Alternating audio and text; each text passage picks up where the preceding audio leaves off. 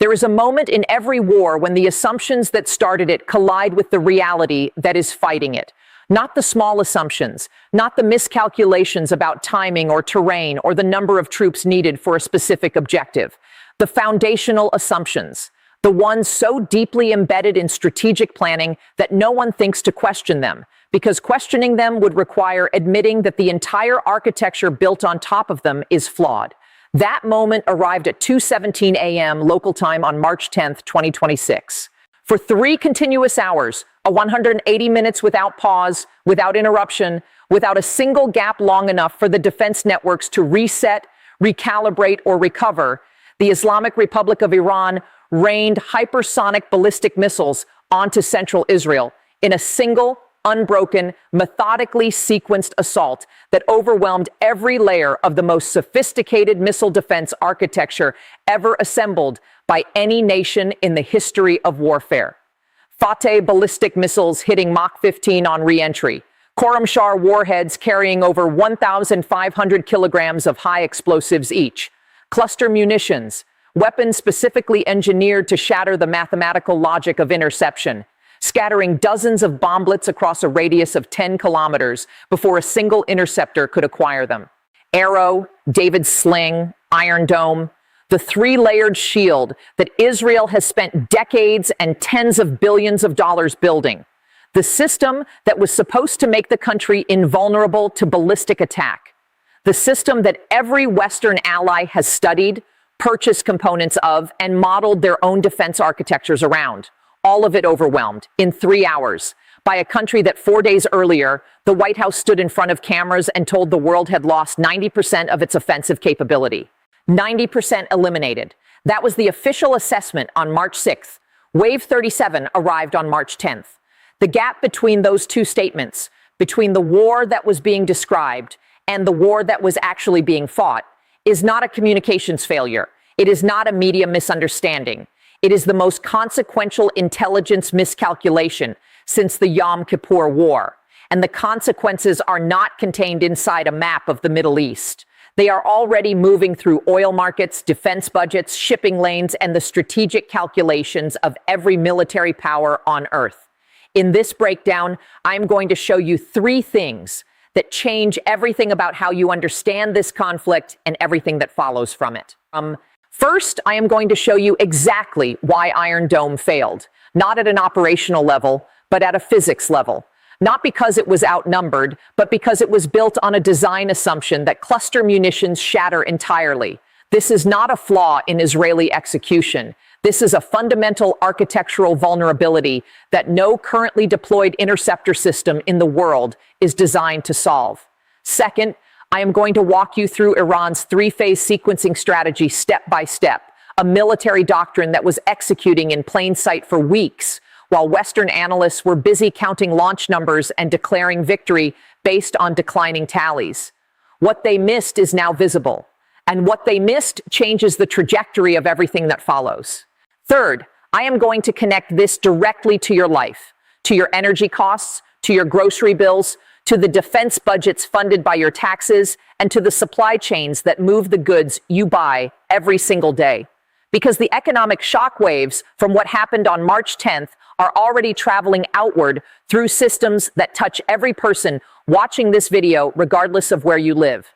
Subscribe to join the community. Leave a comment so we can keep the conversation going, and share this video because what I am about to show you is not being presented in its full context anywhere in mainstream media. The individual facts are reported. The connections between them are not. And the connections are where the real story lives. Let me start with what is confirmed, not claimed, not speculated, not inferred from ambiguous satellite imagery or anonymous sources with agendas. Confirmed by the institutions that have every political reason to minimize what happened. On March 10th, 2026, the Israeli Defense Forces held a formal press briefing. In that briefing, the IDF disclosed something that reframes the entire war. And the disclosure was buried in the technical details of the briefing in a way that ensured most journalists would report the headline without processing the implication. Approximately 50% of all ballistic missiles launched by Iran at Israel since February 28th carried cluster bomb warheads. 50%, not a handful of experimental rounds tested alongside conventional warheads. Half of everything Iran has launched. Every other missile arriving over Israeli airspace has been carrying a weapon specifically engineered to defeat the mathematical logic of the defense systems protecting the people below. The IDF stated directly that Iran has been firing cluster-armed missiles at Israel almost every single day since this conflict began. Every day, for weeks. And the public was not told. Not because the information was classified. The IDF disclosed it in an official briefing. Because the implication of that disclosure is so destabilizing to the narrative of effective defense that no one in the official chain wanted to emphasize it. The Foundation for Defense of Democracies published a confirming analysis on March 11th. Their assessment was explicit. With Iran's launcher fleet being degraded by Israeli and American strikes, the deliberate shift to cluster warheads is a calculated adaptation designed to extract maximum damage from every individual missile that successfully penetrates the defense envelope. Maximum damage from every individual missile. That phrase tells you that Iran is not firing more missiles. It is making each missile more lethal. It is optimizing, not desperately, not chaotically, with the precision of an engineering program that has identified a structural vulnerability and is systematically exploiting it. Now move to the American side of the ledger. The New York Times published a satellite imagery analysis on March 11th, cross-referenced against verified video footage and official statements. That analysis identified at least 17 American military and allied facilities damaged by Iranian strikes across the Gulf region. 11 of those are confirmed United States military installations. Al Udeid Air Base in Qatar, Ali Al Salam Air Base in Kuwait, Camp Arifjan in Kuwait, the United States Navy's 5th Fleet headquarters in Bahrain. Several of these facilities were struck more than once. Satellite imagery captured structural damage immediately adjacent to positions where American THAAD and TPY-2 radar systems were deployed near Al Dhafra in the United Arab Emirates. These are not peripheral installations. These are the tracking and coordination systems that make ballistic missile interception across the entire region possible. The TPY-2 radar is the eyes of the THAAD system. It detects incoming missiles, calculates their trajectory, and provides the firing solution that allows the interceptor to reach the correct point in space at the correct time to destroy the target. Damage to those radar support structures and communications nodes does not just damage a building. It degrades the eyes of the entire defense network. Without functioning radar, interceptor missiles cannot accurately calculate firing solutions. The interception mathematics collapses at the source. You can have 1,000 interceptors loaded and ready to fire. If the radar that tells them where to go is damaged, they are 1,000 expensive rockets pointed at nothing. Estimated damage to the 5th Fleet headquarters alone reached approximately $200 million. At Ali Al Salem, at least 6 structures tied to satellite communications infrastructure were destroyed or severely damaged. And on the ground inside Israel, the Alma Research and Education Center's verified daily casualty report as of March 10th documented 14 civilians killed, 2,339 injured, and more than 3,000 residents displaced by direct missile impacts and falling interception debris. The single deadliest event of this entire conflict remains the March 1st strike on Beit Shemesh. An Iranian ballistic missile penetrated a communal bomb shelter built beneath a synagogue. 9 people were killed. 3 of them were teenage siblings. The IDF confirmed that 2 interceptors had been fired at that missile. Both failed. 2 interceptors, both failed. 9 people dead in a shelter that was supposed to protect them. That is not a statistic. That is the ground truth of what Iron Dome's limitations look like when they are measured not in interception percentages, but in human lives. Now, I am going to show you why Iron Dome failed.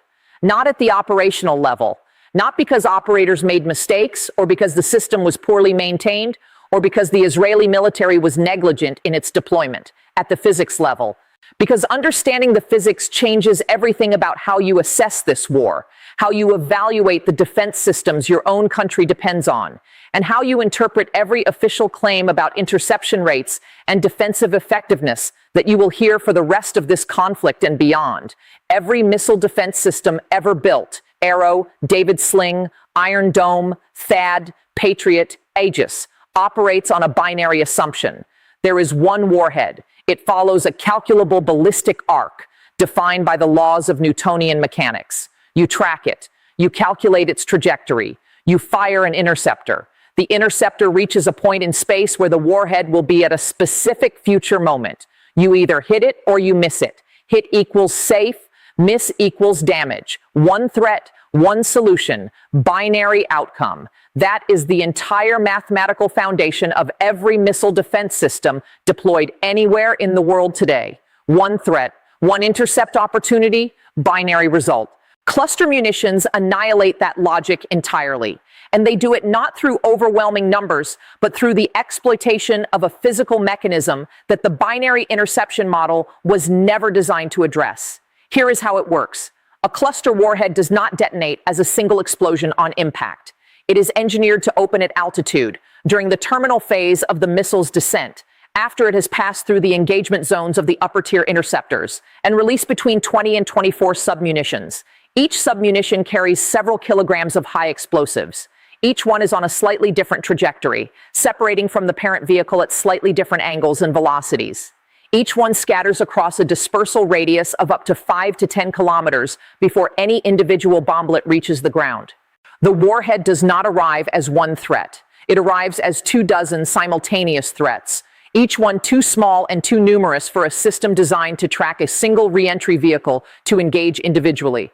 The interceptor was built to hit one thing. It now faces 24 things, and it cannot hit 24 things because it is one missile with one warhead aimed at one predicted point in space. Now here is the detail that almost never gets reported.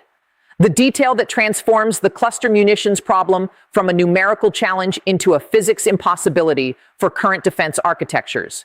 Even when an interceptor successfully destroys a cluster-armed missile, the force of the intercept detonation can rupture the warhead casing and scatter the bomblets outward anyway. The interceptor hits the missile. The missile is destroyed. The interception is scored as a successful kill. The defense system logs it as a win. The official statistics count it as a successful interception.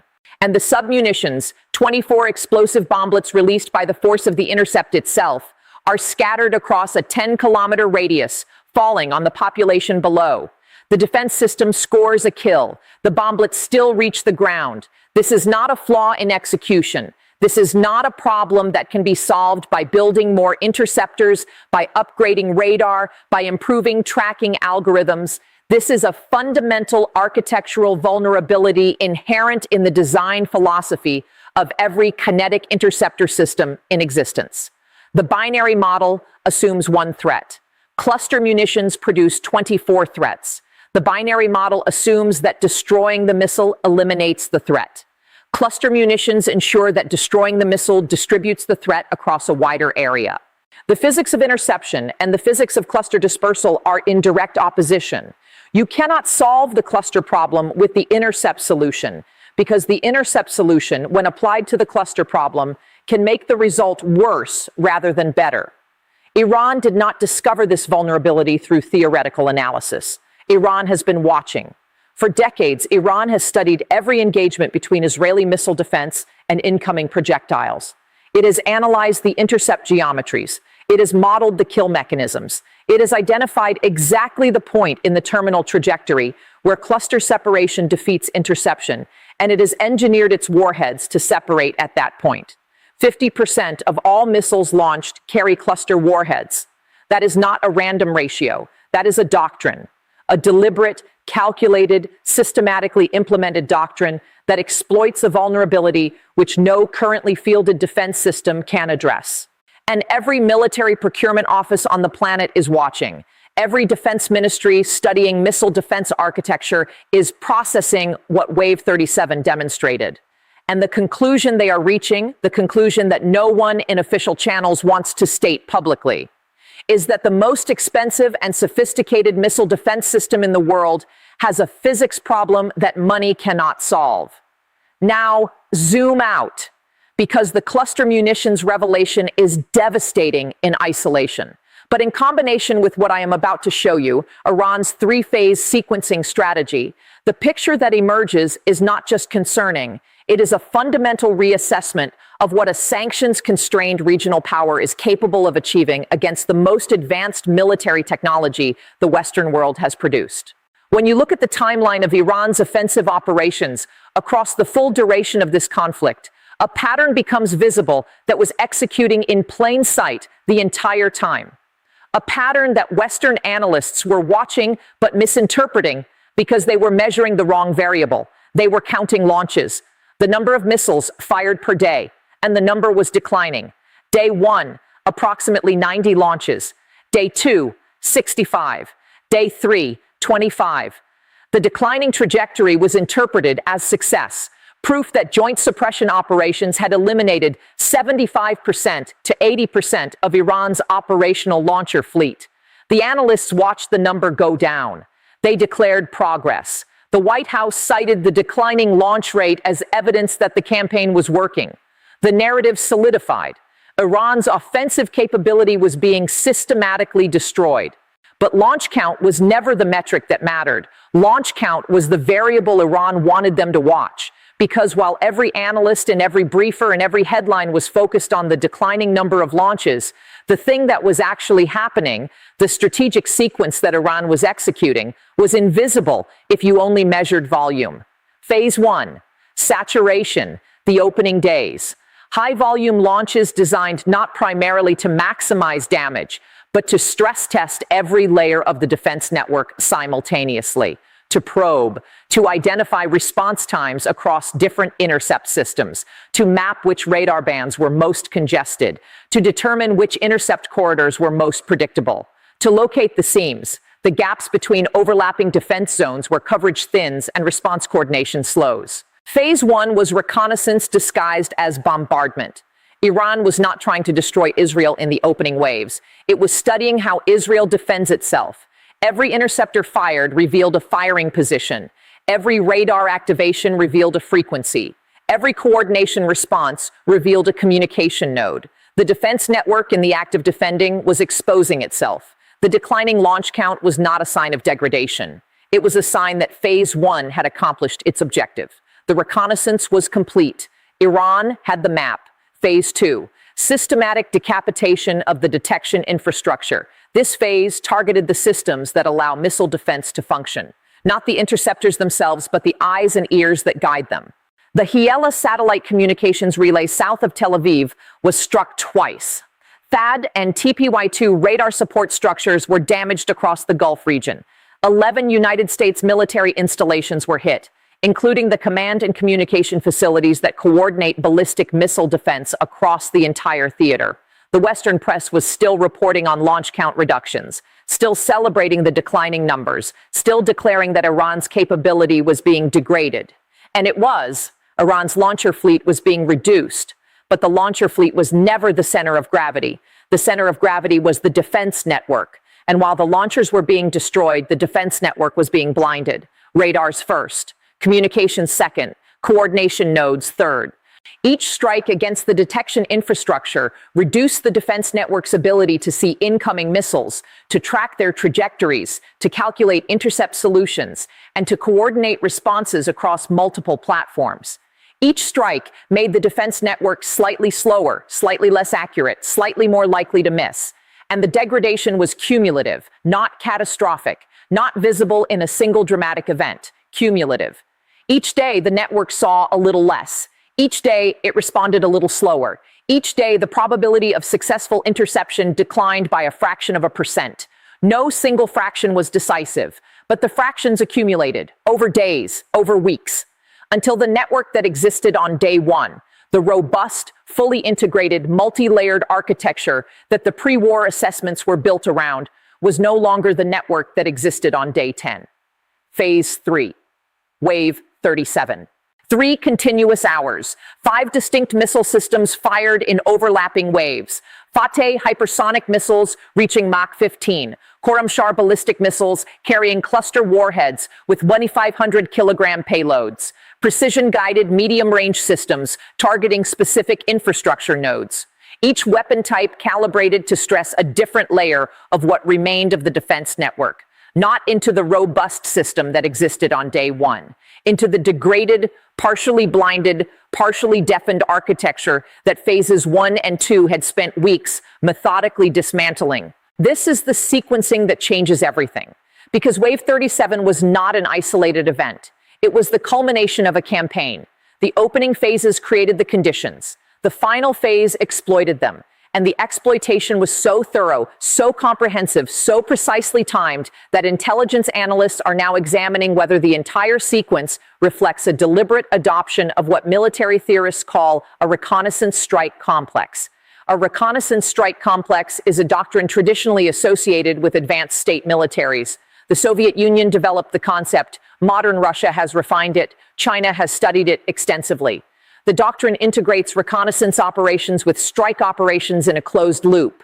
Reconnaissance identifies targets and vulnerabilities. Strikes exploit them. The effects of the strikes are assessed through further reconnaissance, and the next strike wave is adjusted based on what the previous wave revealed. The fact that Iran, a sanctions-constrained regional power operating under decades of export controls and international isolation, appears to have executed something that looks like a reconnaissance strike complex against the most advanced missile defense architecture in the world is, in the assessment of multiple defense analysts, a significant evolution in Iranian operational capability that was either missed or underestimated by Western intelligence prior to this conflict. Missed or underestimated.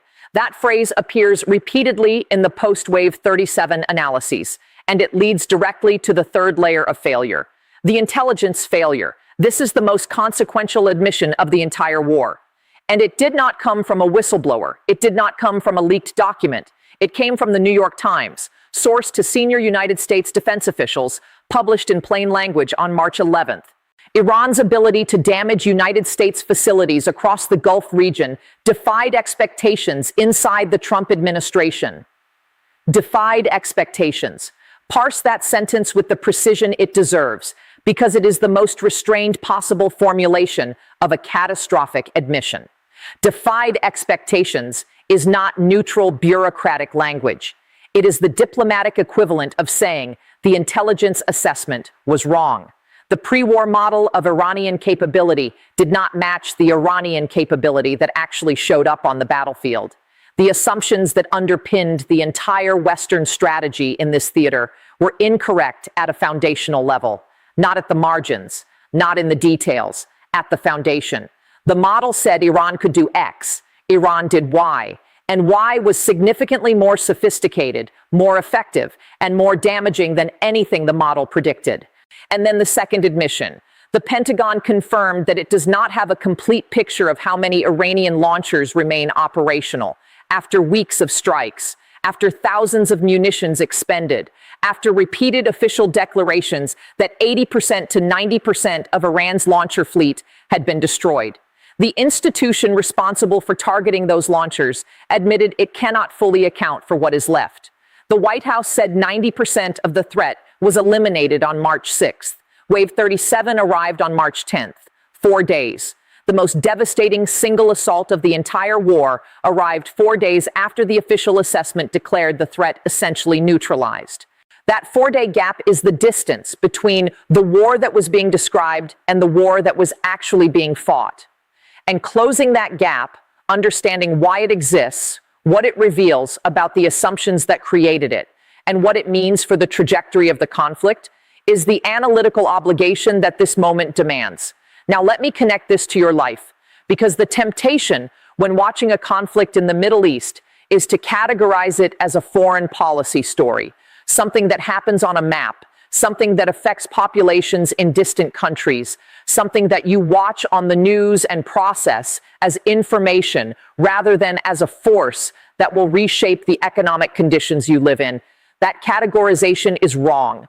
The consequences of what happened on March 10th are not contained inside a map. They are already traveling outward through 3 chains of consequence that touch every person watching this video, regardless of where you live. Chain 1, the Strait of Hormuz and what it means for everything you buy. 20% of all global oil supply transits the Strait of Hormuz, not 20% of Middle Eastern oil. 20% of the entire world's daily petroleum flow moves through a waterway that is approximately 33 kilometers wide at its narrowest point, and that Iran's military overlooks from mountain positions along its entire northern shore. On March 10th, the United States military destroyed 16 Iranian mine-laying vessels near the strait. 16. That operation was not a patrol. It was not a training exercise. It was a preemptive strike triggered by intelligence indicating that Iran had already begun preparing to deploy naval mines across the shipping lanes. Iran was not threatening to close the strait. Iran was in the process of closing the strait. The interdiction stopped the operation, this time. Maersk and multiple major international shipping firms have already suspended or rerouted key sailings through the region. Marine insurance premiums for Gulf transit have spiked. Every additional kilometer those vessels travel on alternative routes adds cost. That cost does not disappear. It moves forward through the supply chain, through the shipping company's operating expenses, through the wholesaler's procurement costs, through the retailer's pricing model, until it reaches the number on the tag of the product sitting on the shelf in front of you. If the strait closes for even 72 hours, energy markets will react within hours, not days, hours. Oil futures will spike. Gasoline prices will follow within 48 to 72 hours. And energy price shocks do not stay inside energy markets. They cascade. They accelerate inflation across every sector of the economy that moves goods, manufactures products, or refrigerates anything. Transportation costs increase. Manufacturing costs increase. Agricultural costs increase because modern agriculture runs on diesel fuel and petrochemical fertilizers. Heating costs increase. Electricity costs increase in regions that depend on natural gas generation.